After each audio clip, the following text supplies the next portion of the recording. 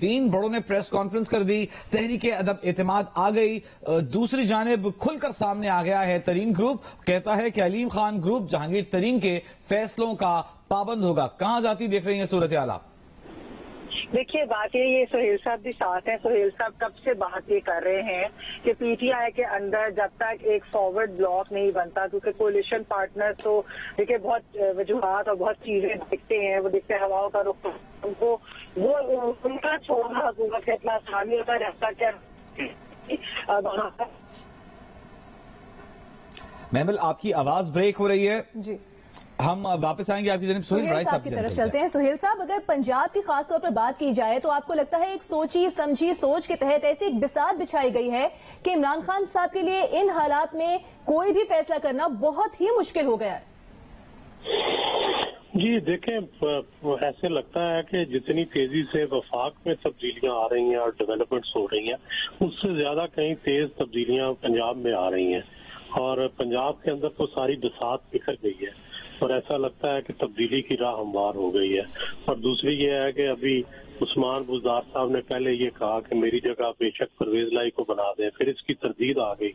دوسری طرف چودھری صاحبان نے بھی اس کا شکریہ ادا کر دیا۔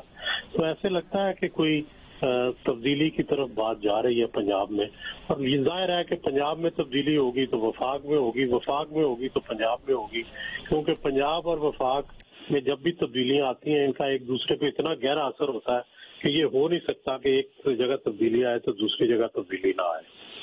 اچھا، مائنس بزدار کے حوالے سے جو کامنٹ دیا ہے کہ بات اب اس کے آگے پہلے مائنس بزدار کریں پھر آگے بات کریں گے، اس پر کیا کہیں گے آپ؟ دیکھیں، میرا یہ خیال ہے کہ جو ترین صاحب اور جو علیم خان صاحب کا اتحاد ہے نا، وہ پنجاب کے بارے میں ہے، وہ شاید وفاق کے بارے میں اتنے کنسرن نہیں ہے۔ جو علیم خان صاحب ہیں وہ پنجاب کے اندر تبدیلی چاہتے ہیں، اور شاید وہ اس تبدیلی پہ بھی تیار ہو جائے جو عمران خان کے انڈر ہو، لیکن ظاہر ہے باقی جو اپوزیشن ہے اور ترین صاحب ہیں ان کا زیادہ کنسرن یہ ہے کہ وہ وفاق کے اندر تبدیلی چاہتے ہیں، اور ان کا کنسرن عمران خان ہے کہ عمران خان تبدیل ہو۔ تو یہ دونوں کے ابھی نقطۂ نظر میں فرق ہے، اور یہ فرق جو ہے آنے والے دنوں میں واضح ہوگا۔ جتنی دیر تک ان کی بیٹھ کے جوائنٹ ایک اسٹریٹجی نہیں بن جاتی اس وقت تک یہ کہنا مشکل ہے کہ یہ جو دونوں گروپ ہیں ان کا آپس میں اتحاد جو ہے وہ کس حد تک برقرار رہتا ہے۔ کیا یہ وفاقی حکومت تبدیل کرنے پر بھی رضامند ہے جو علیم خان گروپ ہے، یا صرف یہ صوبائی حکومت کو تبدیل کرنے تک؟ صافی صاحب آپ کی طرف آئیں گے۔ یہی پنجاب والے معاملے کو اگر ڈسکس کریں مزید تو ایک طرف ترین گروپ کا مطالبہ کہ مائنس بزدار پر ہی بات آگے بڑھے گی، دوسری طرف عمران خان صاحب ابھی تک قائم ہے اپنے اس فیصلے پر کہ عثمان بزدار ہی وزیر اعلیٰ پنجاب ہیں، وہ ابھی تک تبدیل نہیں ہونے جا رہے۔ اگر ترین گروپ کی بات مانتے ہیں تو کوئی اتحادی ناراض ہو جائے گا، کیا ممکنہ فیصلہ ہو سکتا ہے عمران خان کی جانب سے؟ نہیں، یہ تو عمران خان صاحب کی اسی طرح کی ضدیں تھیں، یا اپنی بات پہ اڑ جانے اور اکڑ کی روایت تھی کہ جس نے معاملے کو یہاں تک پہنچا دیا۔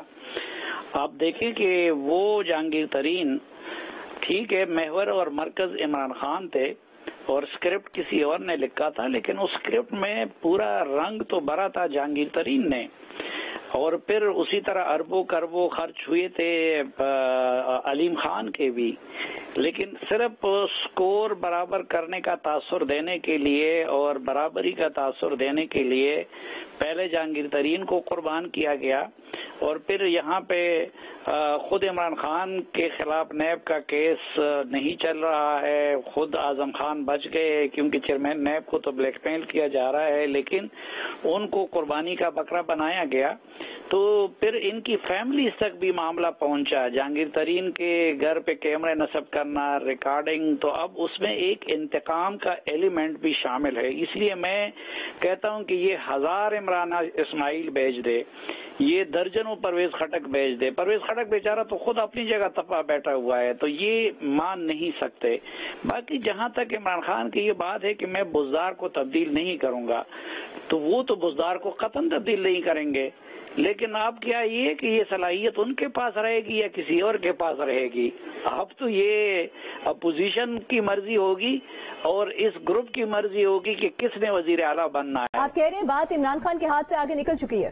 جی اب ان کے پاس تو ہاتھ ہی نہیں رہی ہے. تو اس طرح ہے کہ میں ادھر سے دعویٰ کروں اب کہ جی میں شبلی پراز کا محکمہ تبدیل نہیں کروں گا, تو اب تو معاملہ ان کے ہاتھ سے نکلے گا, کیونکہ اپنی پارٹی میں اتنی بڑی بغاوت. اور پہلی بات تو یہ کہ یہ سب کچھ پہلے بھی تو نون لیگ اکثریت میں تھی, یہ تو مینجمنٹ اور بیساکھیوں کے ذریعے مصنوعی طریقے سے یہ حکومت قائم کی گئی تھی. تو آپ کا کیا خیال ہے کہ یہ بزدار صاحب صافی صاحب ہمارے ساتھ ہی موجود رہیے گا, ایک قانونی ماہر بیرسٹر علی ظفر صاحب ہمارے ساتھ موجود ہیں. مدر عباس صاحب کی جانب جانے سے پہلے اس پر جو قانونی پیچیدگیاں ہیں اس کو سمجھ لیا جائے. بیرسٹر صاحب یہ سمجھائیے گا کہ 95(1) کے تحت دائر کی گئی ہے تحریک عدم اعتماد, کیا سلسلہ ہوگا, کیا آپشن ہوں گے, کتنا ٹائم بائے کر سکتے ہیں اسپیکر؟ جی دیکھیں 95(1) آرٹیکل جو ہے یہ بڑا واضح ہے, اور اس میں یہ لکھا ہوا ہے کہ یہ ریزولوشن جو نو کانفیڈنس کی ہے, یہ جب 20% لوگ ممبرشپ موو کر دیں تو اس کو 7 دن کے اندر 3 اور 7 دن کے درمیان میکسیمم. معذرت کے ساتھ آپ کو روکوں گا, شیخ رشید صاحب کہہ رہے تھے کہ ہماری یہ انڈرسٹینڈنگ غلط ہے, 14 روز کے اندر یہ اجلاس بلانا ہے, 14ویں روز بلایا بھی جائے تو پھر اس کے بعد 7 دن بحث ہوگی. اس انڈرسٹینڈنگ کو ذرا بہتر کر دیں ہماری. 2 چیزیں ہیں, کیونکہ 2 قسم کی ریزولوشنز ہوئی ہیں. ایک تو یہ کہ نیشنل اسمبلی کو بلایا جائے, اس کو کہتے ہیں ریکوزیشن کی اپلیکیشن, اور ایک ہے ووٹ آف نو کانفیڈنس کی ریزولوشن پہ ووٹنگ کرائی جائے. اب وہ جو پہلی سٹیپ ہے وہ یہ ہے کہ ریکوزیشن یعنی بلایا جائے گا نیشنل اسمبلی کو. اس کے لیے قانون کہتا ہے, آئین کہتا ہے کہ یہ 14 دن کے اندر میکسیمم 14 دن کے اندر بلائی جانی چاہیے. تو وہ آپ 14 دن لگا لیں آج سے, جو بھی ڈیٹ بنتی ہے. اس کے بعد پھر جب وہ آ جائے گی تو 7 دن کے اندر میکسیمم 7 دن کے اندر جب نیشنل اسمبلی بیٹھے گی تو 3 دن کے بعد اور 7 دن سے پہلے یہ ووٹ آف کانفیڈنس کا الیکشن ہوگا. یہ ہے پروسیس. تو ٹوٹل جو ٹائم ہے آئین کے تحت وہ تقریباً 21 دن ہے.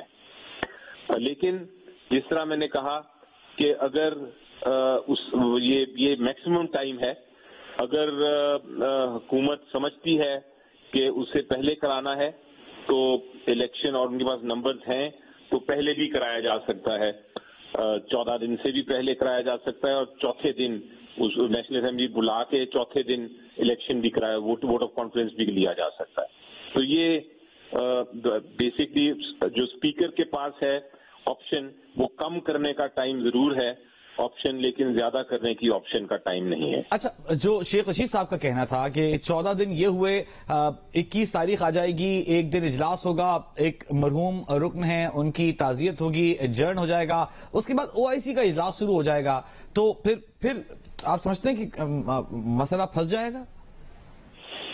جی دیکھیں نا, میکسیمم 7 دن تو ہے نا, 3 دن تو 3 دن یعنی جس دن نیشنل اسمبلی بلائی جائے گی 14ویں دن, اگر سپوزنگ 14th ڈے کو بلائی جائے گی تو 3 دن کے بعد, 3 دن سے پہلے تو ووٹ آف کانفیڈنس ہو ہی نہیں سکتا. 3 دن کے بعد یعنی چوتھے دن ہو سکتا ہے, یا 5ویں دن ہو سکتا ہے, یا 6ٹھے دن یا 7ویں دن. اگر ان دا مین ٹائم وہ نیشنل اسمبلی کسی وجہ سے اویلیبل نہ ہو تو اب آئین میں تو اس کو کوئی ایسی پروویژن نہیں رکھی گئی کہ اگر نیشنل اسمبلی اویلیبل نہ ہو تو کیا کیا جائے گا. لیکن بندہ ایک ازیوم کیا جا سکتا ہے کہ رولز کے تحت اسپیکر کو یہ اختیار ہوگا کہ وہ ایک دن اس وجہ سے کہ نیشنل اسمبلی میں ابھی میٹنگ ہو رہی ہے OIC کی, اس وجہ سے وہ ایک دن ایکسٹینڈ کر سکے, لیکن آئین میں اس کی گنجائش مجھے نہیں نظر آتی. اچھا یہ بتائیے گا ظفر صاحب کہ جو کہا گیا, وزیر داخلہ شیخ رشید سے بھی بات ہو رہی تھی ہماری, تو انہوں نے کہا تھا کہ ایک دن جو ہے وہ تو ایسے ہی گزر جائے گا کیونکہ ایک جو مرحوم رکن ہے ان کی تعزیت میں, اور اسپیکر کے پاس کیا یہ اختیار ہے کہ وہ ایک دن وقف کر دیا جائے اسی مقصد کے لیے اور ایک دن کا ڈیلے کر دیا جائے؟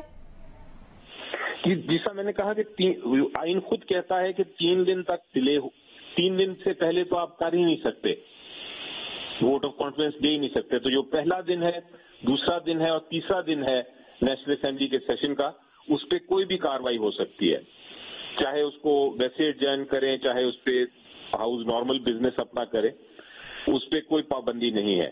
لیکن ووٹ آف کانفیڈنس نہیں لیا جا سکتا. 3 دن, منیمم 3 دن کا ٹائم ہے. اس کے بعد جیسا میں نے کہا چوتھے دن، پانچویں دن، چھٹے دن یا ساتویں دن یہ پروگیٹو ہے، یہ ڈسکریشن ہے اسپیکر کی کہ وہ کس دن لیتے ہیں. ٹھیک ہے، بہت شکریہ. بیرسٹر علی ظفر ہمارے ساتھ موجود تھے، حکومتی قانونی ماہر بھی ہیں اور قانون پر گہری نظر رکھتے ہیں. ہمیں اسپیکر کے جو اختیارات ہیں اس سے متعلق آگاہ کریں گے. مظہر عباس صاحب ہمارے ساتھ موجود ہیں. مظہر عباس صاحب، آپ کو کیا لگتا ہے صورتحال ساری آ کر اس ایک نقطے پر مرتکز ہو گئی ہے؟ پیپلز پارٹی کا لانگ مارچ فیض آباد پر بیٹھا ہے، ڈی چوک میں جمع ہوا چاہتا ہے، تحریک عدم اعتماد جمع کرا دی گئی ہے، علیم خان گروپ، ترین گروپ، یہ سب آپ کو لگتا ہے کہ پوائنٹ آف نو ریٹرن کی جانب معاملات جا چکے ہیں؟ دیکھیے، گورنمنٹ کا ہمیشہ ایک اپر ہینڈ رہتا ہے. یہ جو صورتحال ہے اس میں اب بھی تھوڑا سا گورنمنٹ کے پاس چیزیں ہیں. جس طرح ابھی علی ظفر صاحب بھی کہہ رہے تھے کہ ایک آپشن تو یہ ہے کہ 21 دن بہت ہوتے ہیں. 21 دن میں پولیٹیکل مینوورنگز کے لیے بہت ہوتے ہیں. کوئی بھی پولیٹیکل مینوورنگ ہو سکتی ہے. ایک چیز جو ثابت ہو گئی ہے وہ یہ کہ پنجاب میں majority of the P T I جو ہے وہ عثمان بزدار صاحب کو چیف منسٹر نہیں دیکھنا چاہتی. یہ بڑے واضح طور پہ گروپنگ سامنے آ گئی ہے. اس سے پہلے بھی اور عثمان بزدار صاحب نقطہ رہے ہیں اس پوری کنٹروورسی کا شروع سے. یعنی جب وہ چیف منسٹر بنائے گئے تھے اس وقت بھی کنٹروورسی تھی کیونکہ وہ نئے پی ٹی آئی میں آئے تھے. بہت سے لوگوں کا خیال تھا کہ ان کو چیف منسٹر نہیں بنانا چاہیے تھا.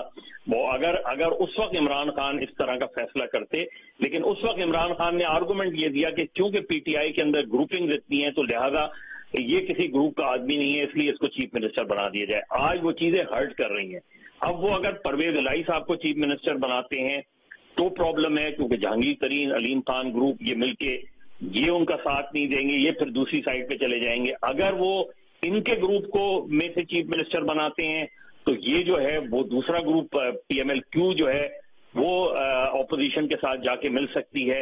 اور تیسری چیز یہ کہ اگر وہ یہ کچھ نہیں کرتے تو پھر پی ٹی آئی کیسے جو ہے وہ 172 والا ہنسا جو ہے وہ اس کو ڈیفینڈ کر پائے گی.